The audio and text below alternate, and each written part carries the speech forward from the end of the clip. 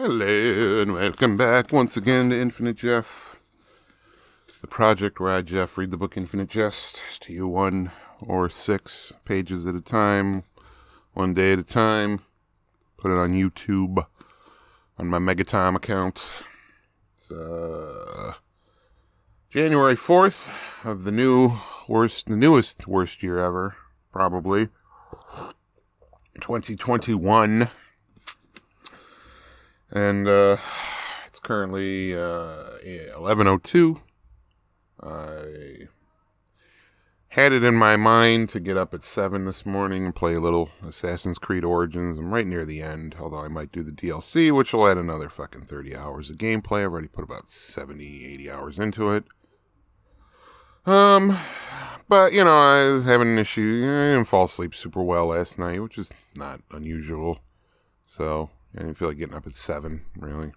So I kind of... Well, here's the thing. I got up at 6, take a piss. Should have taken a shit. Had the pressure. I'm like, I don't feel like messing with it. I'll get up at 8 and do that.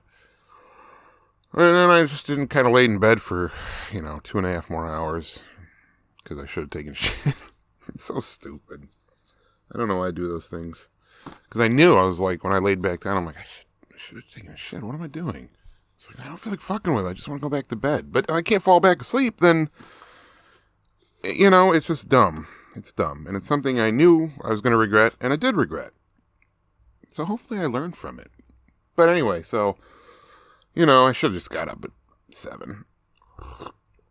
Beat Assassin's Creed. But anyway, I got up at 8:30. Played a little Lego. Built a little Lego kit. And, watched YouTube videos whilst doing so. In anticipation of having to go to work. Really like to call off, but nah. Because I got tomorrow and the next day off, so.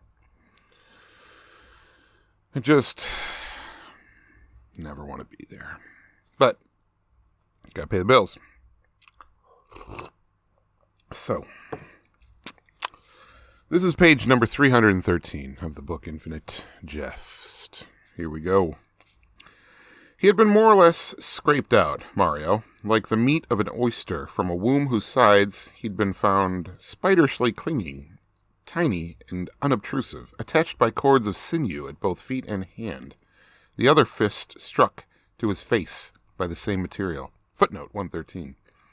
He was a complete surprise and terribly premature and withered, and spent the next many weeks waggling his withered and contractured arms up at the Pyrex ceilings of incubators, being fed by tubes and monitored by wires and cupped in sterile palms, his head cradled by a thumb. Mario had been given the name of Dr. James Incandenza's father's father, a dour and golf-addicted Green Valley, Arizona occultist who'd made a small fortune just after Jim grew up and fled east by inventing those, quote, X-ray specs that don't work, but whose allure for mid-60s pubescent comic book readers almost compelled mail order, then selling the copyrights to New England novelty industry titan Acme Co., because there's an accent over the E. Then, promptly, in mid-putt, died, Mario Sr. did, allowing James Incandenza Sr. to retire from a sad third career as the man from GLAAD, footnote 114, in sandwich bags commercials during the BS 1960s, and move back to the saguaro-studded desert he loathed and officially drink himself to a cerebral hemorrhage on a Tucson stairway. Anyway, Mario 2's incomplete gestation and arachnoidal birth left the kid with some lifelong character-building physical challenges.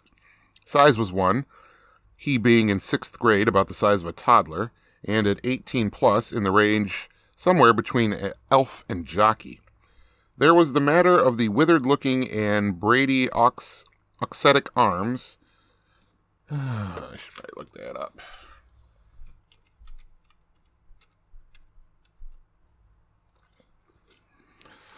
Allometric growth characterized by lagging of a part behind the body as a whole in development. Okay, so just means something smaller than the rest of the body, I'm guessing.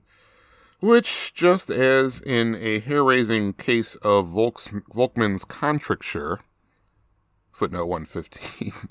Man, that's going to be great when I'm just reading all these out-of-context footnotes. Griffin was like, you can't do it that way. It's not going to make any sense. I said, that's the concept, damn it.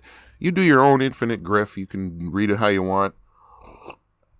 But yeah, it is going to be interesting.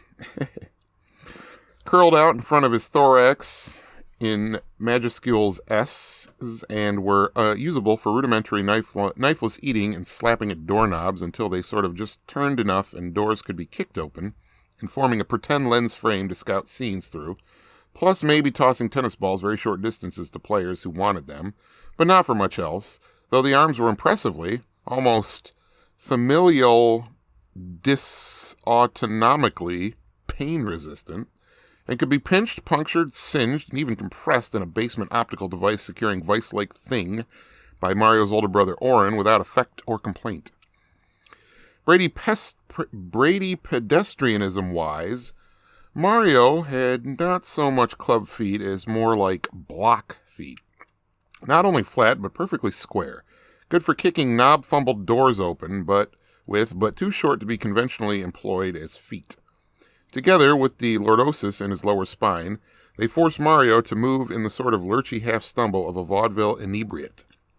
Body tilted way forward, as if into a wind, right on the edge of pitching face-first into the ground, which as a child he did fairly often, whether given a bit of a shove from behind by his older brother Orin or no. The frequent forward falls help explain why Mario's nose was squished severely in and so flared out to either side of his face, but did not rise from it, with the consequence that his nostrils tended to flap just a bit, and we end on a hyphen with page 313, which I'm doing 6 IJs today, 2 FWs. Posting 6 because I'm 3 days behind of my 2-day posting. It makes sense to me. And by next Tuesday, we should be caught up and back to the 1 a day, per schedule. So there's a method to my madness. Sometimes I get in a mood. I just don't fucking feel like doing it. But I'm not abandoning the project. But I will say that if there's any loyal listeners out there who notice that I haven't been uploading with any regularity, or they haven't been any for a while, I'm gonna implore you to not ask me about it, please, because just please don't be like, hey, what's up with Infinite Jeff? I'm all in due time. And I will let you know if I'm abandoning the project. I really will. Sometimes I just gotta put it on hold for a second, and then I'll play catch up, and it's my thing, and I can do what I want with it. So I know some people get some stuff out of this, like they get their jollies off listening to me and my velvety voice. But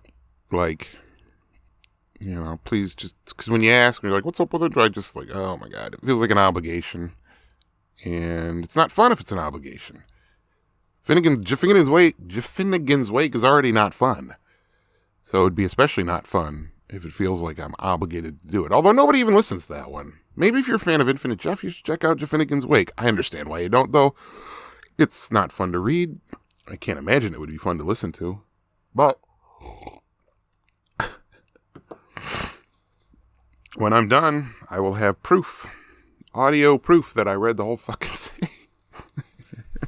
But anyway, that was page number 313. So I'm going to cut it there. Coming up on 10 minutes here. So I will wish you a great night. And I'm going to get these edited. And I got 2 Finnegan's Wakes to record. And then get these edited and uploaded. And then I got to go to work. So good night.